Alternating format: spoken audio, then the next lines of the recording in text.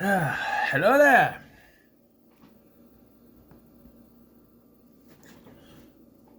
Hello there. I'm Scotty, and you're not. And time to start a new franchise. It's gonna be a horror franchise. You may be saying, Scotty, I think you were saying all the horror stuff for October. Well, the more I looked at it, I'm not gonna be able to cover all horror franchises. I'm gonna get some more horror movies to do, but I'm not gonna be able to cover like all the horror franchises I want to do. I still got like Phantasm and Hannibal. Hannibal, I know I'm going to do for sure. Plus, I got the Rob Zombie review series I'm going to do. So I figured I'll do these. Plus, most of the sequels in this are on Tubi. And if you don't know, I'm doing the Amityville horror franchise. Now, when I say that, I'm not doing every goddamn movie that has the Amityville name in it. Because I would die. I would not be able to live. No. I am doing, though, the Amityville movies that are, according to Wikipedia, under the official review series, except for one. So we're doing the original Amityville horror from 1979, Amityville 2, The Possession, Amityville 3D, which are all in this set, I'll talk about in a second, and then Amityville, The Evil Escapes, Amityville Curse, Amityville 4, The Evil Escapes, Amityville Curse, Amityville It's About Time, Amityville New Generation, Amityville Dollhouse, which are all on Tubi, and I want to get them done before they leave. Amityville Horror Remake, which I have right here, and Amityville The Awakening, which I have seen. It's now one of 3 that I've seen. I've seen the original now. I saw the remake years ago, and I like this movie. And I don't know, I have to rewatch this, but I think I might like this better than the original. We'll get to that. And Amityville Awakening, I watched back when it came out and rented it or something. I don't know, it was okay. So, I never seen the original 1979 classic Amityville horror. And myself, I'm not a big fan of haunted house movies. I'm okay. There's some things, if you do it right, it can work. My experience is that it's kind of iffy for me. It's hit and miss. This movie was no exception for me. Despite strong acting and some nice special effects and a killer score, I don't know. I found myself a lot of times wanting, like, stuff to happen, if you know what I mean. Like, there's a lot of looking at... They go back and forth between the house and this priest. Just go back and forth, back and forth. I don't know. It seems like they were trying to copy The Exorcist with the priest plot line, like with Father Karras. But I don't know if it really comes full circle in this movie or not. Like, it doesn't... I don't know. For me, it just doesn't seem to come full circle. Now, before I continue, let's talk about this collection here. I think I mentioned this before in a haul video, but Amityville Horror 3-fold collection. You may notice it says Amityville Horror, Amityville 2, The Possession, and Amityville Horror Remake, which would be this. And if you're sitting there going, Scotty, why do you have 2 copies? I don't! Because, even though it says the remake on the front and the back, the disc they give us, well, the disc for the first one's in my mini DVD player. As you may see, it's not disc for the remake. This one, this disc here, is Amityville. Here, I'll show you. Line it up so you can see it. Read it there.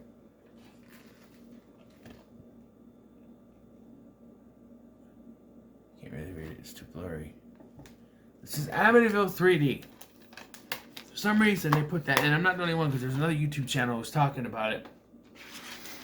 So Walmart, if you buy this from Walmart, you're gonna get Amityville 3D and not the remake. So I had to buy the remake.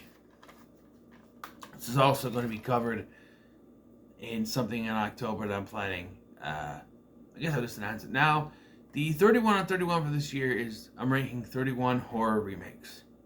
So this is going to be in that. So eventually we'll get to that. But original 1979 Amityville Horror. So, you know the story, right? This is based on a book, which may or may not be true. I know that there's a lot of things going around. Apparently, it was a hoax. Okay? But I don't think anyone lives in that house. That's how, you know, much of a story there was, you know. I don't know the exact date, but at one point, Ronald DeFeo Jr. woke up, attacked, killed his entire family, and was sent to prison for it. 1 year later, the Lutzes, George and Kathy Lutz, with their 3 children as opposed to 2 like in the remake, move into this house, and a weird evil force starts to grip George Lutz, much like it did with Ronnie DeFeo. Now, I'm a bit confused, is that I got from this film that Ronald DeFeo was the husband, whereas there's a movie called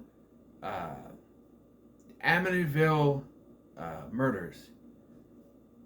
I think this one and the sequel, prequel, whatever, possession, puts that character. I know that the sequel, I know from knowledge that it about the Montellis instead of the DeFeos. Is that copyright? I don't know. But both of those, he was the patriarch, the father figure. Whereas in the Amityville Murders, from what I know, which looks more like a fan-made film or a cheap-made film, yet it's considered part of the franchise. I'm not considering that because it looks very cheap compared to what the other ones look like to me. I've seen footage and stuff.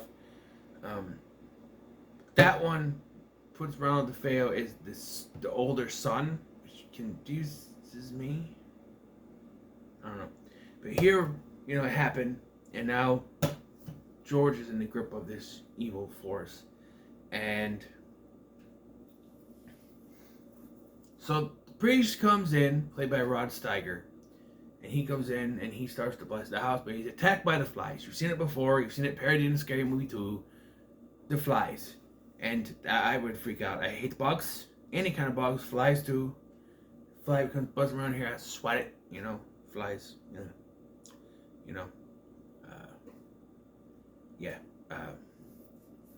So first and foremost, I want to say the acting in this movie I thought was pretty good. Especially, you have James Brolin, Margot Kidder, and Rod Steiger, the 3, credited actors, all fantastic job. Even though Rod Steiger's role is basically he's the priest that's trying to tell other priests that there's something going on in the house, they don't believe him. Even though shit keeps happening to him every time he mentions or goes near the house. Like, he even tries to pray in the church, and the thing drops on him. And that's one thing I like about the remake, is that they established that there is no power outside the house. In that one where every time George leaves, he feels okay, but then he goes back and it affects him again. Whereas in this one, he leaves and he's still affected. Which, I was scared. I'm like, is that only a thing for the remake? They also mentioned Jodie in here as an imaginary friend, but there's no, connection, I don't think, because there was no Jodie DeFeo, as it was, Jodie had, a ghost personality in the next one, where this one is just, an imaginary friend. I don't know. As far as the effects are, of course, 1979, there's not a lot of it, but, you get the flies, and you get certain things falling, you get some dark, shadowed, lightning stuff, pretty good. The dog lives in this one, which is pretty cool. Although, that does lead to a problem where, they're about to leave, right? The house starts bleeding, and they're about to leave. And the stupid-ass little girl goes, "What about Harry? Let the dog die!" I'm sorry. I love dogs, alright? And I love children. My own son, of course. My children, my child. I'm not a freak. You know what I mean. I love kids. My son, my niece. I love them very much. But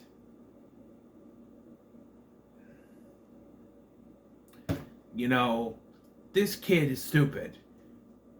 She knows there's something going on in this house.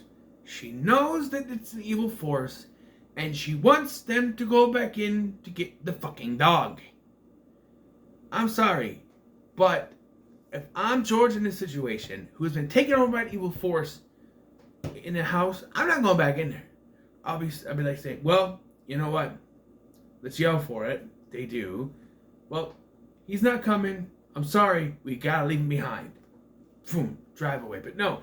He goes back in the fucking house to get the dog.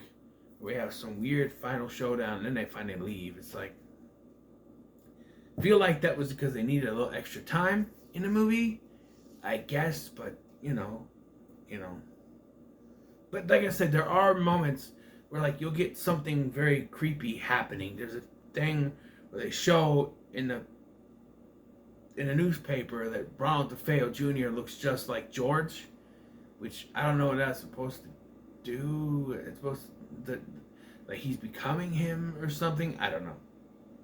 And also did this weird thing when they're first being shown the house. Like we're shown the footage, like we're shown like the opening of this where he comes in and he shoots his family, and then like 5 minutes later we're having the family being shown around the house, and they show clips, but it's edited in.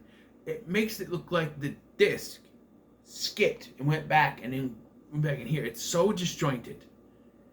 And why are we seeing this again when we just saw it, right? I mean, it's very weird. Very weird. But there's some great acting in this, especially from the three leads. You have some cameos in here. You have the Mr. Strickland from he's at the beginning of this where the failed murders happen. Mr. Strickland from Back to the Future, and another Back to the Future connection. And I swear this is the case. The lady who shows them the house is the Save the Clock Tower lady from Back to the Future. I swear to God, it's her. But yeah, overall, thought it was decent. Gonna give it a middle of the road though, because if I'm gonna watch an Amityville horror movie, it's probably gonna be the remake. Again, I haven't rewatched this in a while, but I remember enjoying this better. This was fine. It's at middle of the road, so yeah. I don't know. Do they get better? Do they get worse?